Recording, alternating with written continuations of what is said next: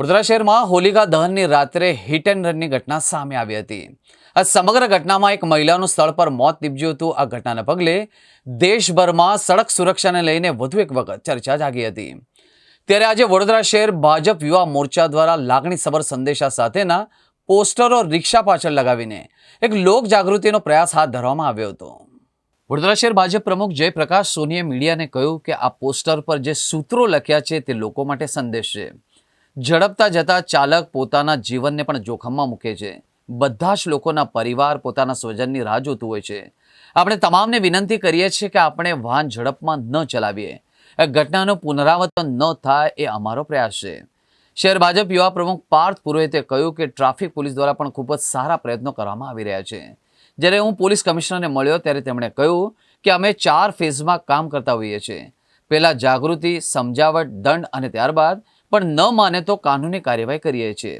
અત્યારે 4થા ફેઝમાં કામ ચાલી રહ્યું છે, છતાંય અકસ્માતો ઓછા નથી થયા। ત્યારે મને લાગ્યું કે લોકોનો મેસેજ આપવો જોઈએ, જેને મારું પરિવાર રાહ જુએ છે તેમ સામેવાળાનું પણ પરિવાર રાહ જોઈ રહ્યો છે। રિક્ષા આખા વડોદરામાં ફરે છે, તેની પાછળ ભાવનાત્મક સંદેશ પહોંચે, જેથી અમે લાગણીસભર સંદેશ સાથેના પોસ્ટરો પણ લગાડી રહ્યા છીએ। ભારતીય જનતા પાર્ટી વડોદરા મહાનગર આજે એક જે સૂત્રો છે જેનાથી એક અવેરનેસ આવે એ પ્રકારનો પ્રયાસ છે। કારેલીબાગમાં જે હોળીના રાત્રે ઘટના બની, ગોઝારી ઘટના, જેમાં એક વ્યક્તિનું મૃત્યુ થયું, કેટલાક લોકો ઘાયલ થયા અને એક હિટ એન્ડ રનની જે ઘટના હતી બહુ હૃદયદ્રાવક ઘટના હતી। આવી ઘટનાઓ સમાજમાં ન બનવી જોઈએ। એટલે આજના યુવાનોને પણ મારી અપીલ છે કે આપણે વાહનો જ્યારે હંકારીએ છીએ તો થોડુંક લિમિટમાં ચાલીએ, જેથી કરીને બીજા પરિવારોને નુકસાન ન થાય। અને અમે સૂત્રો પણ એવા બનાવ્યા છે કે મારા ઘર પરિવારનું કોઈ રાહ જોઈ રહ્યું છે તો કૃપયા વાહન ધીમે ચલાવો।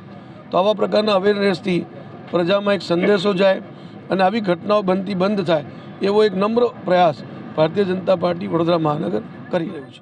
આજે વડોદરા મહાનગરમાં જે અકસ્માતોનો દોર વધી રહ્યો છે, ફક્ત વડોદરા જ નહીં, ગુજરાત, આખા દેશભરમાં અકસ્માતો વધી રહ્યા છે। એને કેવી રીતના રોકી શકાય એની માટે પોલીસ વિભાગ પણ એનું કામ કરી રહી છે, ટ્રાફિક ડિપાર્ટમેન્ટ પણ કરી રહી છે, પણ તે છતાં આટલો દંડ ફટકારતા પણ લોકો બેફામ ચલાવે છે, અકસ્માતો વધે છે।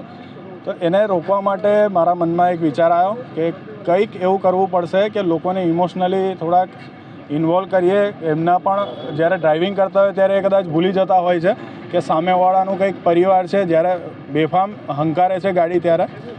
એ જ રીતના તમે જુઓ તો પોતે પણ પોતાને નુકસાન કરે છે, સામેવાળાને પણ પરિવારને નુકસાન થાય એવી રીતનું ડ્રાઇવિંગ ના થાય એની માટે અમે ઇમોશનલ 25થી વધારે સ્લોગન આજે બનાવ્યા છે યુવા મોરચાના માધ્યમથી। અને એમાં તમે જુઓ એક સ્લોગન એવું છે, બી અ રક્ષક ઇન સમવન્સ લાઈફ, નોટ રક્ષિત। એટલે કોઈના જીવનમાં આવો તો રક્ષક બનીને આવજો, રક્ષિત બનીને ના આવતા। બીજું સ્લોગન તમે જુઓ તો એક બાળકી પોતાના પિતા કે પોતાની માતા માટે કહેતી હોય કે અંકલ પ્લીઝ ધીમે ચલાવો, મારા મમ્મી કે મારા પપ્પા ઘરે આવી રહ્યા છે। ત્રીજું સ્લોગન તમે જુઓ તો એક વ્યક્તિ પોતે પોતાના મા બાપને યાદ કરીને લખતો હોય એ રીતનું છે કે મેરે માતા પિતા બૂढ़े हैं और उनका मैं एक लौता बेटा हूँ, उन्हें मेरी ज़रूरत है, कृपया गाड़ी संभाल कर चलाए। એટલે પોતાના માતા પિતાને એની પોતાની કેટલી જરૂર છે એવી રીતનો એક મેસેજ છે। આવા અલગ અલગ મેસેજ કર્યા છે કે I pledge to make Baroda safer on road, I will drive carefully, I am a student, I have a future ahead, please drive safely. એટલે ગુજરાતી, હિન્દી અને ઇંગ્લિશ ત્રણેય લેંગ્વેજમાં છે, જેથી કરીને આવનારા સમયમાં કદાચ આ સ્લોગન કોઈને ગમે અને એમને લાગે કે પરિવર્તન આવી રહ્યું છે તો બીજા સિટીમાં પણ, બીજા સ્ટેટમાં પણ આ વસ્તુ એ લોકો કરી શકે। એટલે આ સ્લોગન લોકો સુધીને પહોંચે એવી એક અપીલ છે। અને આનાથી મને લાગે છે કે જ્યારે કોઈક વ્યક્તિ આ સ્લોગન વાંચશે તો એના મનમાં એવો ભાવ થશે કે કોઈનું પણ, સામેવાળાનું પણ પરિવાર છે એની રાહ જોઈ રહ્યું છે અને ત્યાં એની બ્રેક વાગશે। એની માટે આજે આખો કાર્યક્રમ અવેરનેસ માટેનો છે, ટ્રાફિક રોડ અવેરનેસ।